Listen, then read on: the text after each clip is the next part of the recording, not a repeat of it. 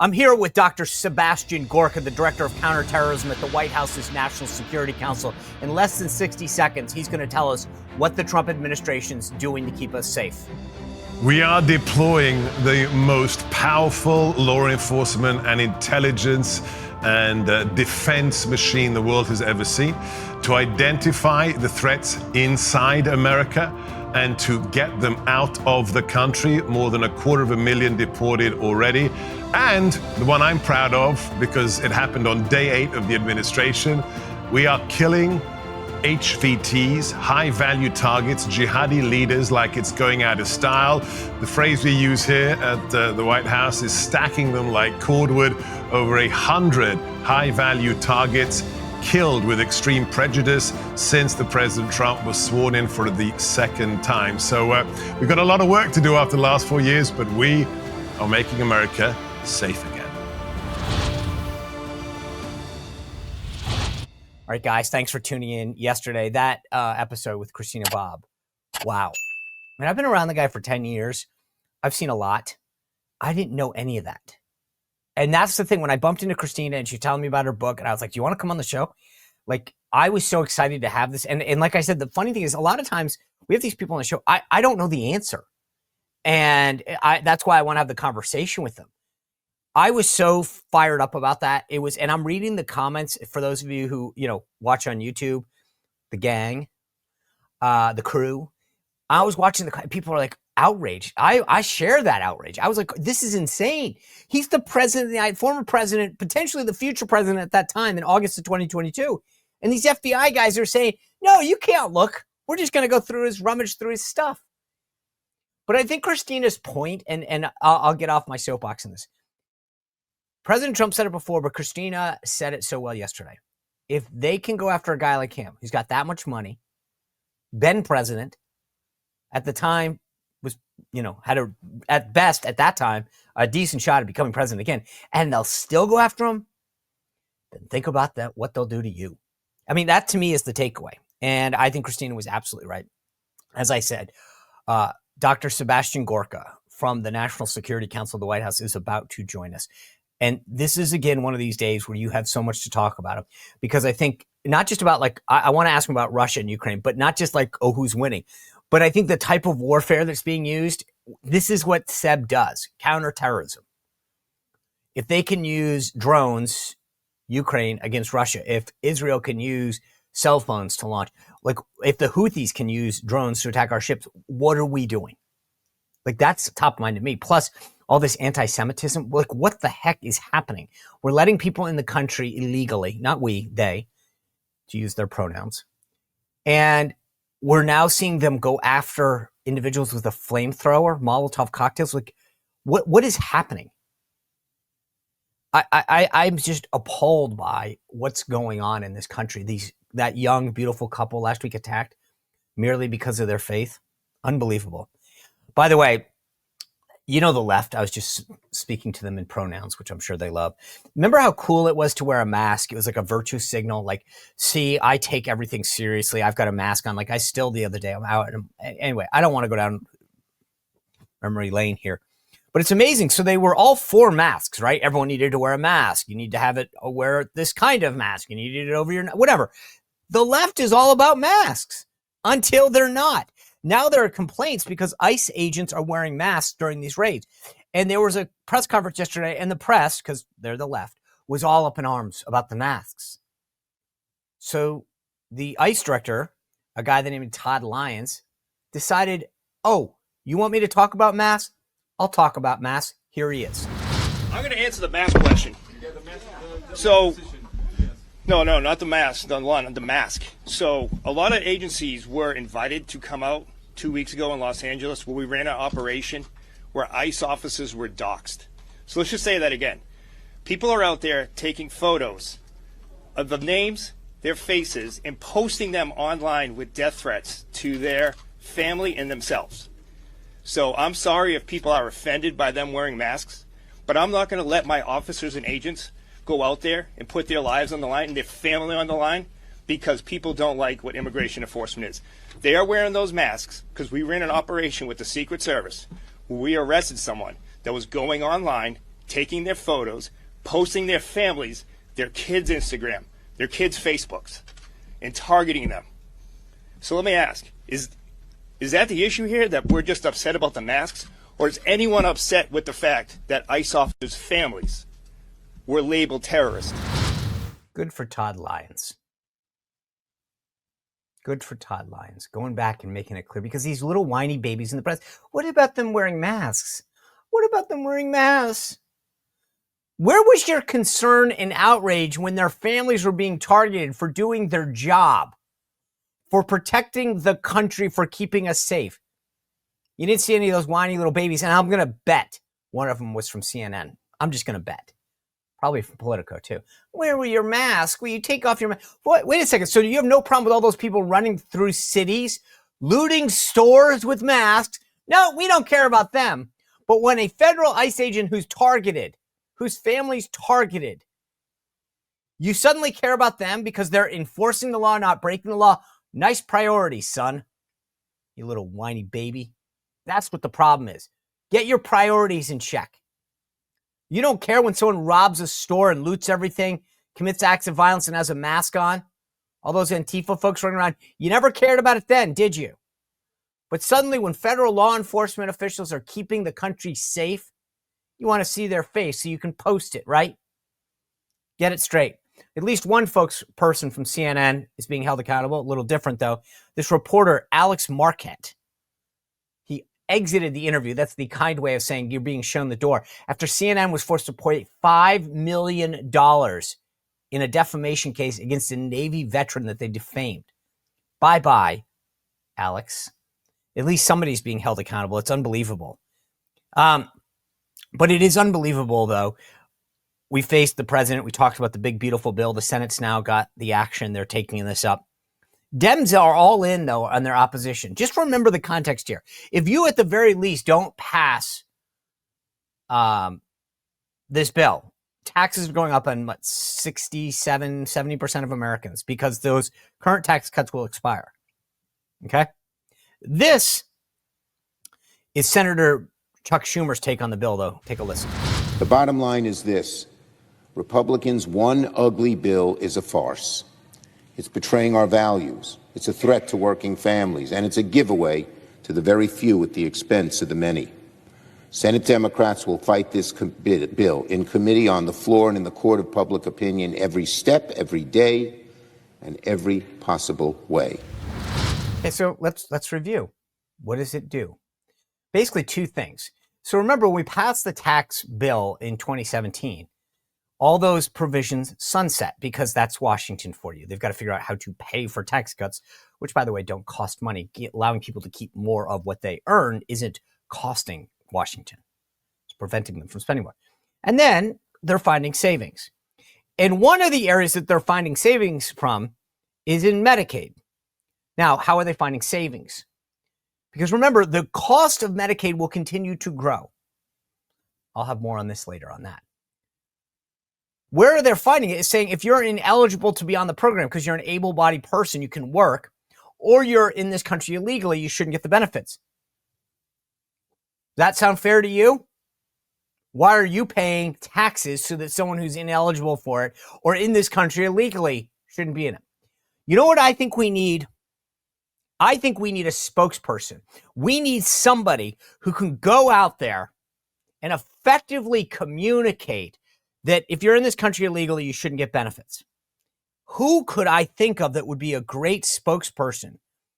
I don't know. Do we have someone that's got experience speaking out about people not taking benefits they don't deserve? Let me show you this. As to illegal aliens, we agree with you that we do not think the comprehensive health care benefits should be extended to those who are undocumented workers and illegal aliens. We do not want to do anything to encourage more illegal immigration into this country. We know now that too many people come in for medical care as it is. We certainly don't want them having the same benefits that American citizens are entitled to have. Now, there's no way you saw that one coming, did you? You didn't say who's going to be your effective spokesperson on this. You know, we've got a lot these days. Scott Besson, Marco Rubio, right? I mean, there's a lot that I could have chosen. You didn't think I was going to pull Hillary Clinton out, do you?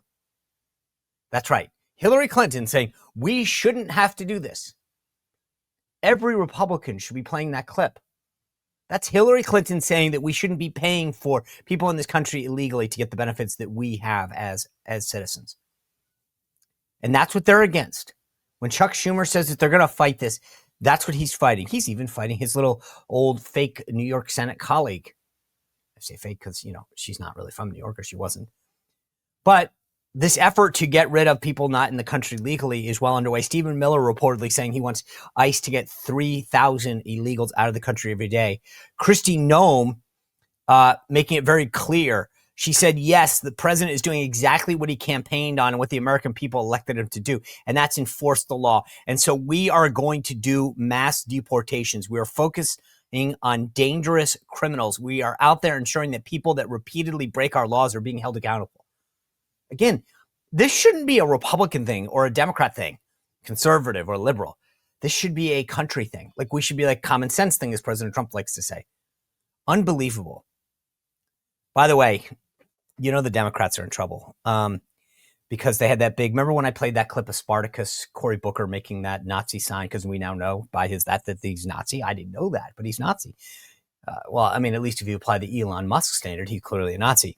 That same big convention out in California, maybe it didn't get the attention because, I don't know that many people were there. Take a look at what happened when they panned the audience. We had to take Trump to court 23 times.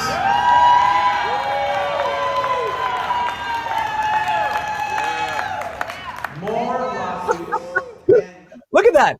Even the reserve seats are empty. They say like honored guest with no one there. There's 5 people there.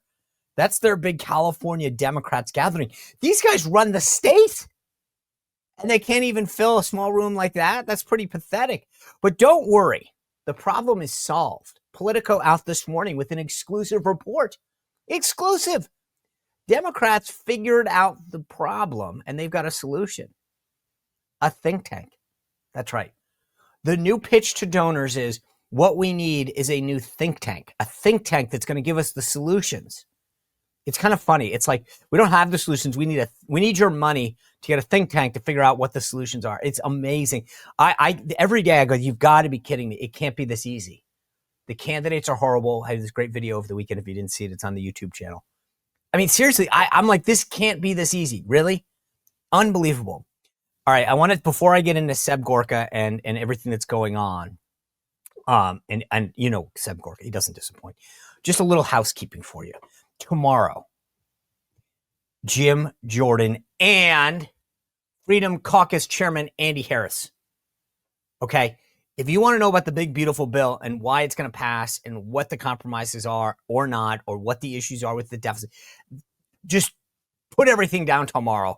Tune in at 6 o'clock. And by the way, I really love when you guys join in at 6 o'clock on the YouTube channel.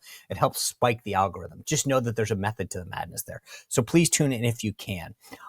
We've got a great panel coming your way on Thursday. And I'm just going to tease this. We got a special guest on the panel on Thursday.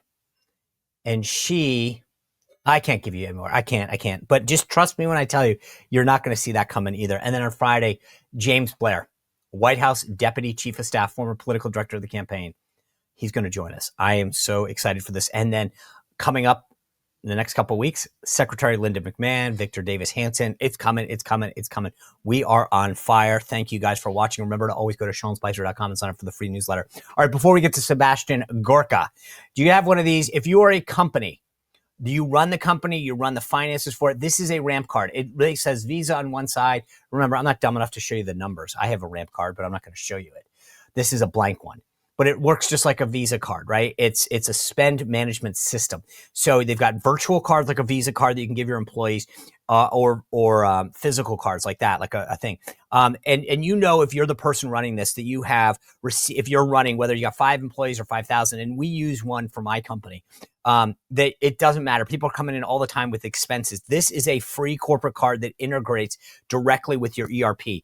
It gives you guys complete control of everything. So you can set limits. You don't have to be chasing receipts around. For most companies, and I know this is personally, I run around all the time. Yesterday, I took an Uber somewhere. I'm tracking down the receipt. It's a pain. I get it. So if you get Ramp, it integrates this. I had a guest on the show. This is now going back like 6 months. And afterwards, after you heard the commercial, they signed up and he said, dude, you are not going to believe how much it saved. Because if you're a small business in particular, if you're a big one, maybe you got some staff. But especially if you're a small one, you know what it takes. It's you're tracking down transactions and receipts. You're spending 80% of your time doing that kind of stuff and only 20% actually doing business. So this is a huge benefit to help your employees, but help you. So if you're doing it, if you just switch to Ramp, it's absolutely free. It's easy. They have this complimentary white glove system that helps onboard you and your team and get all of your accounts up and running. And actually is pretty darn quick, like 15 minutes. Over 25,000 businesses have trust Ramp, including Shopify and Boys and Girls Club of America, why they were named #1 in spend management by GQ. And for a limited time only, listeners of this show get $250, $250. Be a hero. Get paid to do this when you join Ramp. Just go to ramp.com/Spicer, ramp.com/Spicer. Cards are issued by Sutton Bank, member FDIC. Terms and conditions apply. All right, guys. Speaking of finances, if you haven't filed your taxes, I have not, but if you have unfiled taxes, maybe from years before, or unpaid taxes, you know you missed the April 15th deadline. Sorry about that, but don't keep pretending like you don't know that there's a problem. It's going to come due at some point. The IRS files like 5,000 liens every day. And you know, they've got all the tools in the world. These guys, this is like the DOJ coming after you. We talked about that with Mar-a-Lago yesterday. The IRS can garnish your wages, property seizures, bank levies. They have all these tools. Don't just wait. Call the folks at Tax Network USA and get ahead of the problem. It doesn't matter that April 15th has already gone by. There's still time for Tax Network USA to help you. These guys are amazing. They've recovered over $1 billion for their clients. They have a preferred direct line in the IRS. They know exactly who to talk to help you with your situation. They specialize in cleaning up financial chaos and letting you get back on track. So call 1-800-958-1000 or go to tnusa.com/Sean Spicer, all one word, tnusa.com/Sean Spicer. You may have missed the April 15th deadline, but it is not too late. If you or you know someone who's not filed their taxes and back taxes, trust me, it doesn't cost a penny. Call or visit Tax Network USA, tnusa.com/Sean Spicer, one word, and just talk to them. Talk to them about the problem. All right, I want to talk to somebody who's going to help us as a nation with our problems. That is my friend, our friend of the shows, our good old buddy, Dr. Sebastian Gorka. He's the Deputy Assistant to the President and Senior Director for Counterterrorism at the White House's National Security Council. Seb, always great to see you. So much to talk about. Before I get to it, I do want to just cover quickly Russia, Ukraine. This big sneak attack by Ukraine with the drones made a lot of headlines.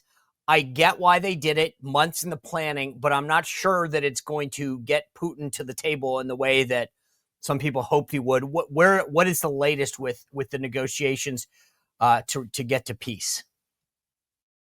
Look, I actually have the opposite opinion. If you add that operation to the bridge operation that was reported this morning, the underwater detonation, this is very, very impressive. I always like to remind people that when the war started years ago, the global registration of military power that we are very familiar with from the Cold War, the balance of forces, had Russia as the number 2 military force in the world after the United States, and Ukraine was ranked 22nd. You remember the disgraced General Mark Milley, who said Putin's going to take Kiev in 72 hours after the invasion. Well, it's been a few years since then.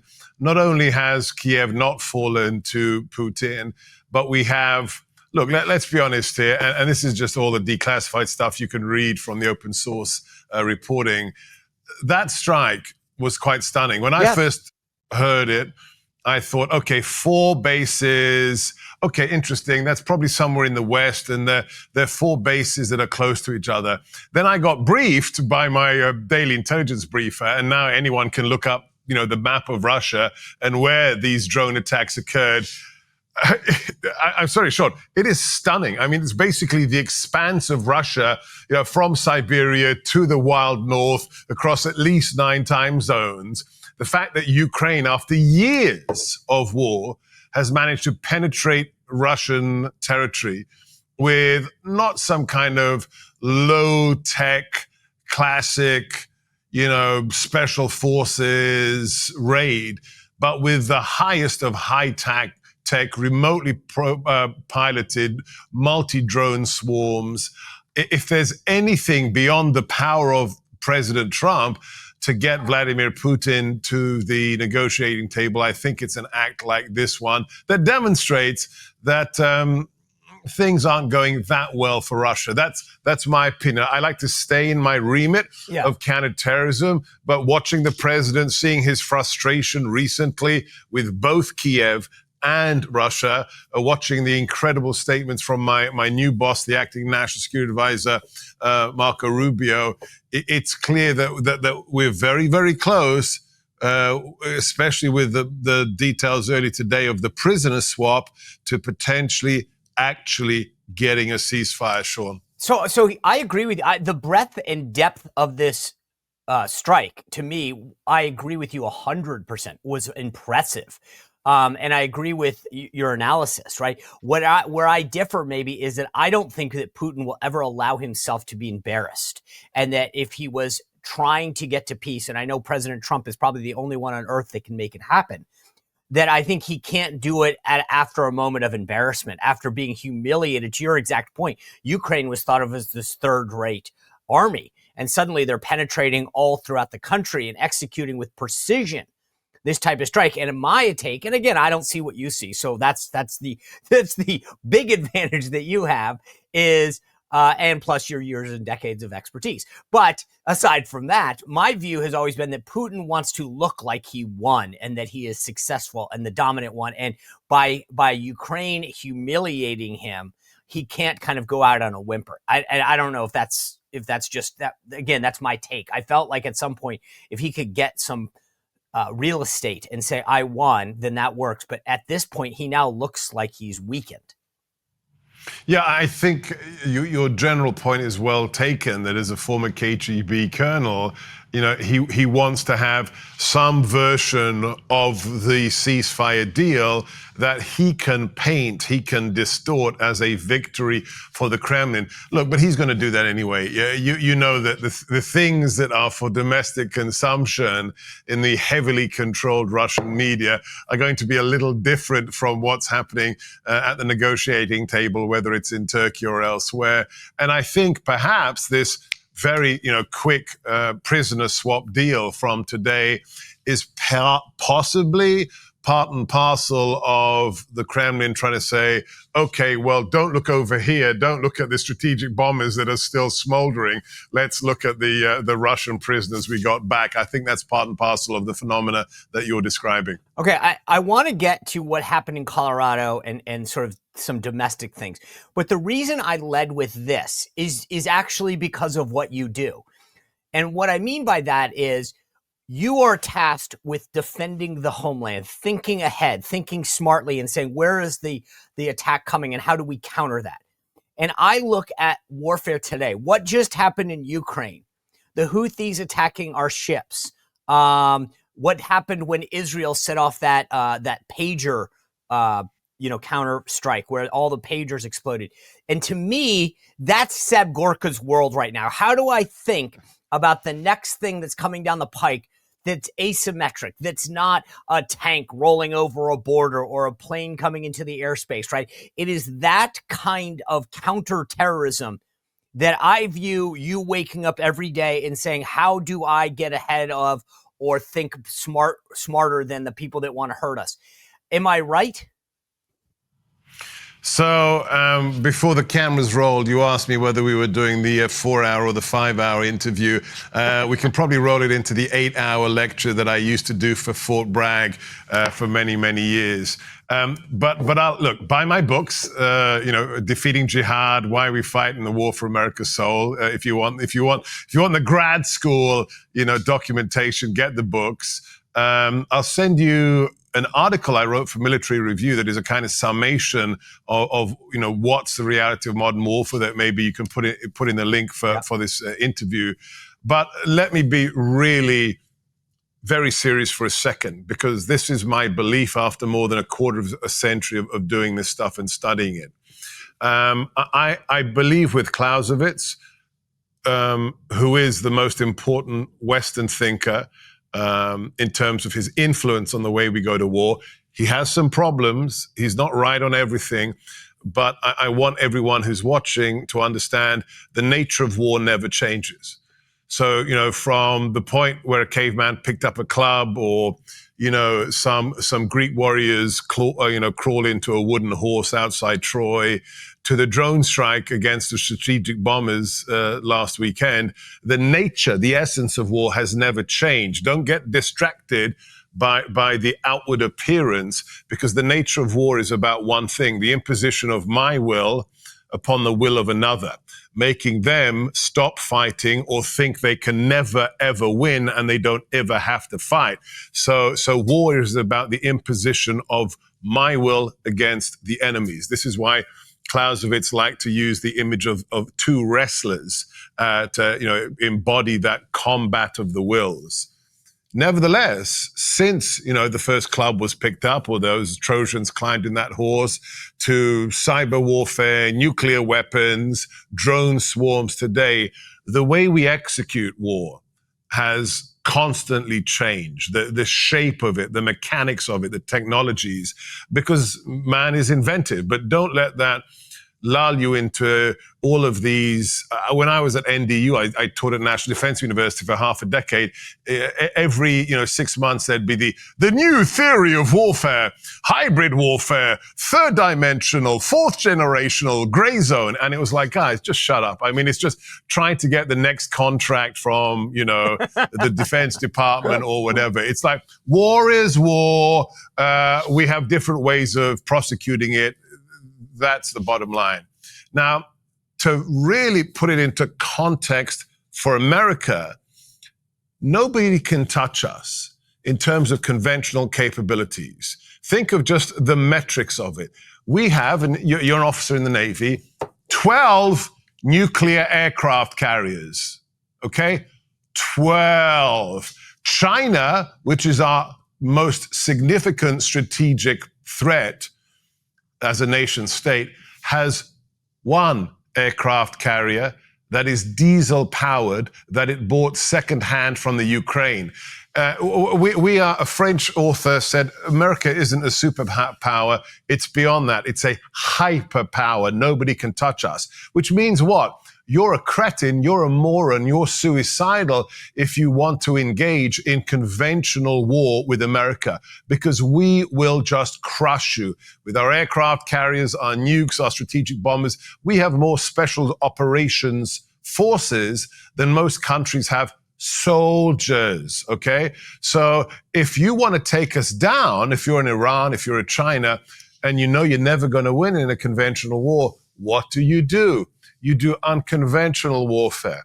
You do cyber, you do sabotage, you do proxies, you do all the kinds of things that we see China, Iran, and even Russia doing. So those are the two kinds of warfare we have to be aware of. And because we're so incredibly powerful in one of them, all of our adversaries are forced to do unusual things, such as cyber warfare. What about drones? Drones, absolutely. So drones, you asked me about, what my job is today. I don't think I'm talking out of school. Even before, this is interesting because, this tells you the cutting edge nature of it. Even before the reports of the Ukrainian spiderweb operation, I spent Friday afternoon where? I was at I posted this. A photograph of it at least. A Friday afternoon I spent with my buddy, Dan Bongino, at the FBI, because he's the deputy director. And why did he ask me to come and meet him? Because he found out I am the drone guy in the National Security Council. I've been working since week one for the president, for Susie Wiles, after the events of New Jersey last year, to get us up to speed in terms of protecting the homeland from the drone threat. And I'm not going to say anything more, but stay tuned Friday afternoon, the 47th President of the United States may or may not be signing something on the Resolute desk that will make us safer when it comes to this threat. So, yes, Dan is very seriously worried about it, as am I. Look, you don't have to read the President's daily intelligence briefing. Go online and, type in drones, Ukraine. Even before this operation in Russia, look at the footage from the battlefield in Ukraine of how commercial platforms that can be bought online for hobbyist functions are having mortar rounds put on them, having RPG rounds, grenades, and are being used by both sides to literally litter the battlefield with what is now the king of the battlefield, which we used to call artillery. Well, now it's a very special form of artillery. It is munitions delivered by drones. So bottom line, we are taking this deadly seriously. And this week you will see some significant advancements coming out of the White House, thanks to President Trump. All right, Friday. I'm going to mark that down on my calendar. Let's move back domestically to Colorado. Again, getting back to what you do and what you think about every day to keep America safe in this Trump administration.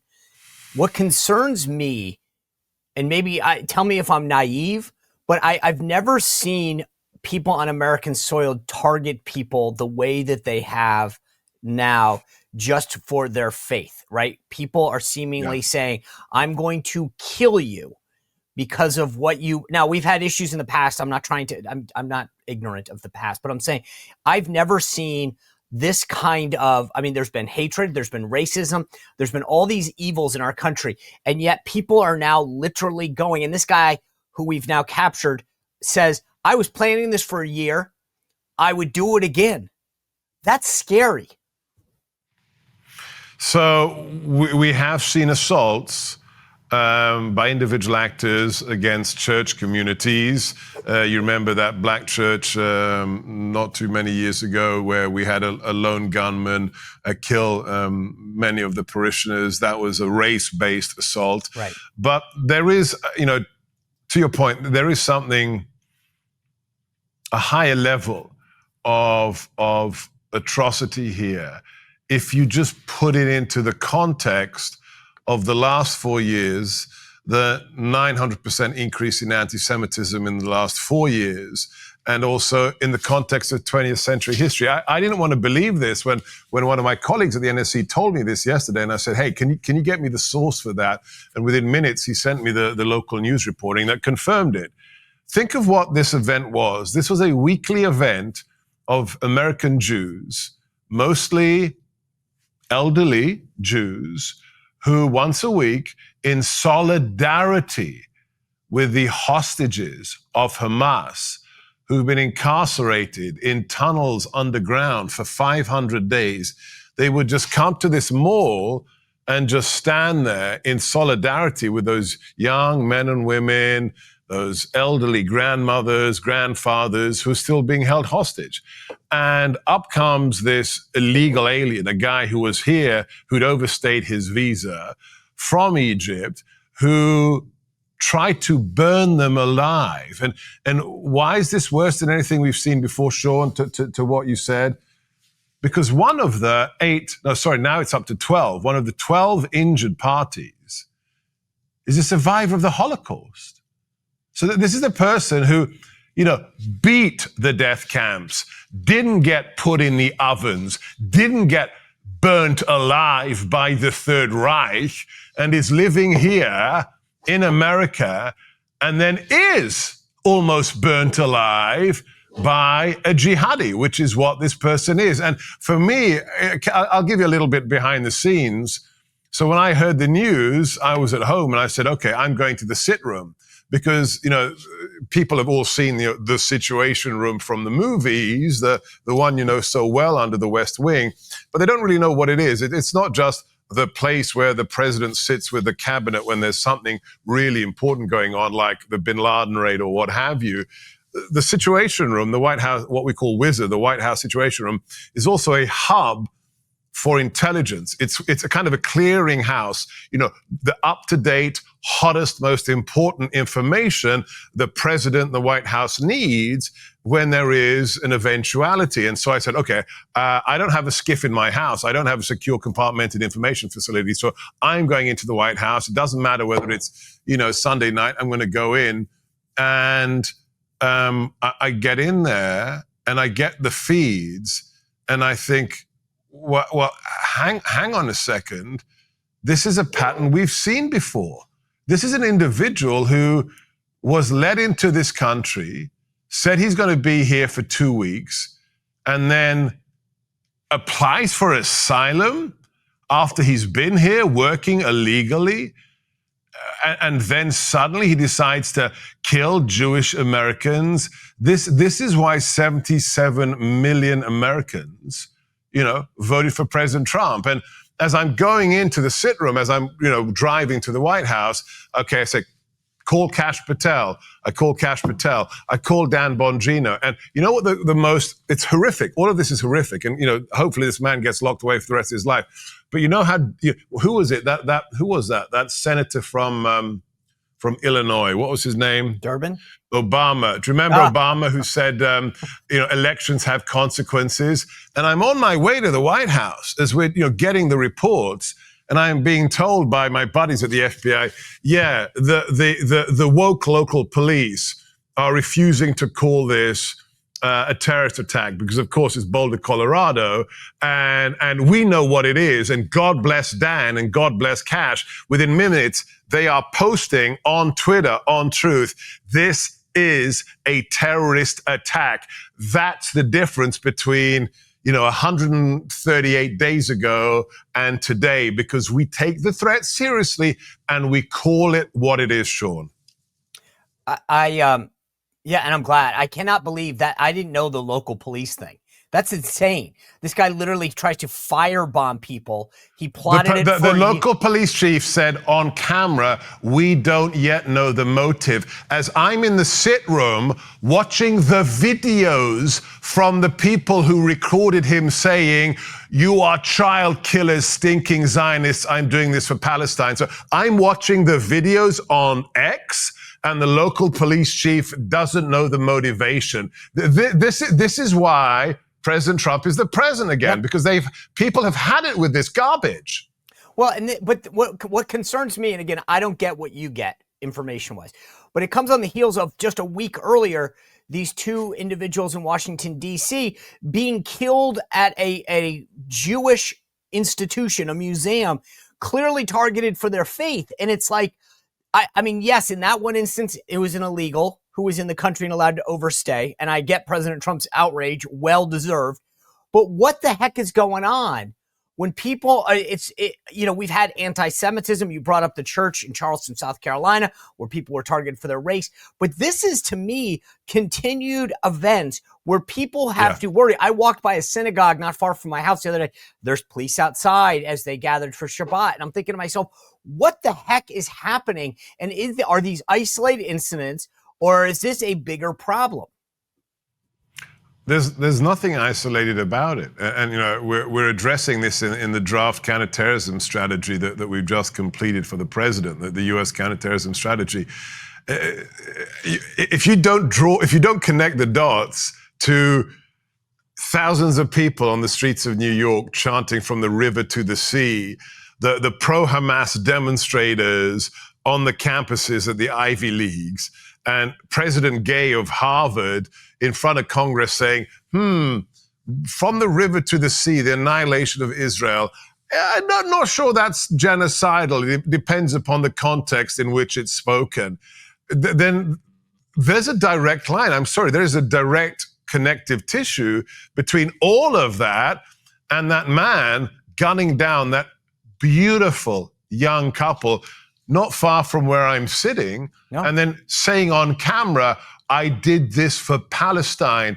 It's all connected. And that's why the president and Stephen Miller and Pam Bondi are taking these incredibly important measures to rip the genocidal, un-American, Jew-hating ideology out of these incubators, which are our colleges.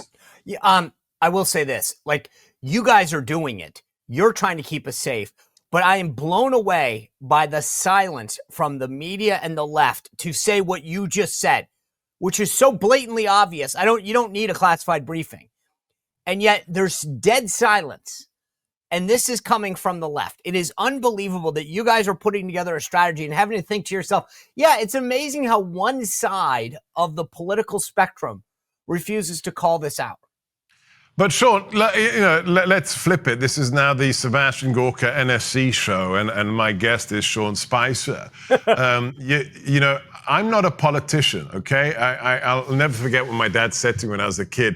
He said, politics, so disgusting, so filthy, but oh, so interesting. I'm not a politician. I'm a national security wonk who just got his dream job back on January the 20th. You've been in politics for a little bit of time. Let me ask you how you get your head around it, that it's not just they refuse, the Democrat Party, the establishment, the quote-unquote experts, the legacy media refuse. I mean, the story of that young couple being gunned down, it's gone. It's dead, right? No. They refuse to connect that to Colorado. By the way, Seb, I'll tell you this. This is interesting. I brought this up the other day, but Sarah Williamson, you may remember her. We both probably worked with her to some degree at Newsmax. She had a really interesting take that no one else had said to me, and it was obvious. She goes, if you think about it, the media keeps saying this young couple who worked at the Israeli embassy, as if that's why they were targeted. And she pointed out the gunman didn't know that. He knew that they were at a Jewish museum. He targeted them for their faith, not for where they were employed. Right. Bingo. Absolutely. So on the one hand, that story is, even the perverted, misrepresented version of that story is deep sixed. No mention is made with regards to Colorado. No connection is drawn to Harvard, to the river, to the sea, to the BDS movement, none of it. But on the flip side, Sean, and you explain this to me, okay, that's their take to the reality of the threat. But what do they care about? What do they bang the drum on? They send politicians, they send senators to go and meet MS-13 members who have been deported and incarcerated, and they're having hearings on Capitol Hill about the rights of members of MS-13 being denuded of them and how this is unconstitutional. Sean, I just, kill jihadis for a living, or at least, I'm responsible for the counterterrorism policy of the president. I can do that. I don't get what I just described to you. Politically, I don't know how you have a soul and you do what I just said. I think you just gave me the topic of my Friday column, because President Trump says this all the time on a variety of subjects.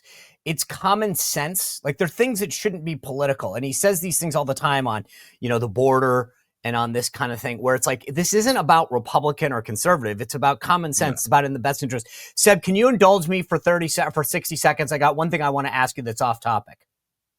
Yeah, of course. Okay. My favorite color is burgundy. Yes. No, there was something you did the other day. And when Seb Gorka did it, I said to myself, this is interesting. I didn't see this coming.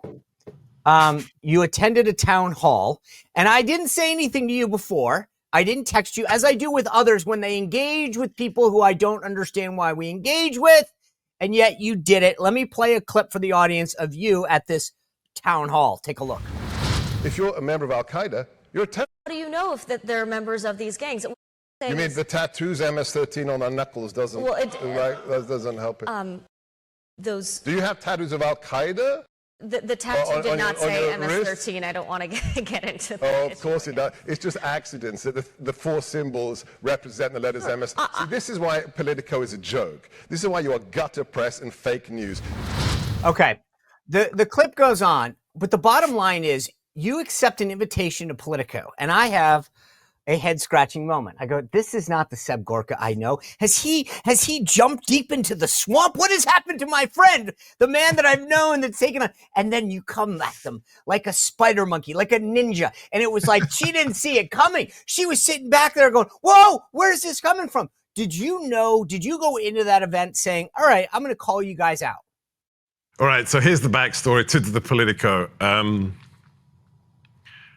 I hate those people worse than the filth on the bottom of my shoe when I step in a dog turd. I mean, truly, what those people, they wouldn't know journalism if it hit them over their head like a ball-peen hammer. They're scum. They're un-American. They're propagandists. I hated them 8 years ago when they came after you, me, the president, my family, his family, and I detest them today as human filth. I didn't want to be there. I told her in the green room, I'm here as a personal favor to a member of the White House who said, would you represent us? I did that as a personal favor. And I gave that woman her marching orders. I said, I'm here under duress. I will answer these questions. I will not answer these questions. And she disobeyed my instructions. And so I just went full Gorka on her. And it was a funny experience because not only do I come back to the White House pissed at myself because I let them get to me, although people said I wasn't my most angerful. But I get back to the campus of the White House, and people I didn't even know who they are, like high-fiving me. You know, the chief of staff of the NSC calls me the god of war. Everybody's saying that was amazing. And then, you know, the weirdest thing is, maybe you can explain this as a media maven. Of course, I have my name set on Google Alerts, right? So I see what the garbage they're writing about me every single day. That was 3 weeks ago or something. Politico posts that clip every single day. I get a hit, Seb Gorka, Town Hall Politico, from Politico every single day. So I guess they must be masochists or something, Sean. I don't know. No, the length to which they'll go to get clips and clicks is unbelievable. Seb Gorka, I had so much more to talk to you, but apparently you have to keep our country safe, and I appreciate that. Thank you for your service to the country. Thanks for sharing your time with us, as always. God bless you. Thank you, Sean, and thanks to all your viewers and listeners. Thanks. All right, guys, amazing show. As I mentioned, always go to SeanSpicer.com. We've got a great show tomorrow. Andy Harris, the chair of the Freedom Caucus, and Jim Jordan are both going to be here. Hit that subscribe button. Send the show link to 5 friends tonight as a favor to me. Thanks for tuning in. Thanks for being part of the premiere if you joined us at 6 or watching on the First Television Network, channel 347 on DirecTV. I'll see you back here tomorrow. Well, if you enjoyed this content, make sure to like this video, subscribe, and click the notification bell to get more.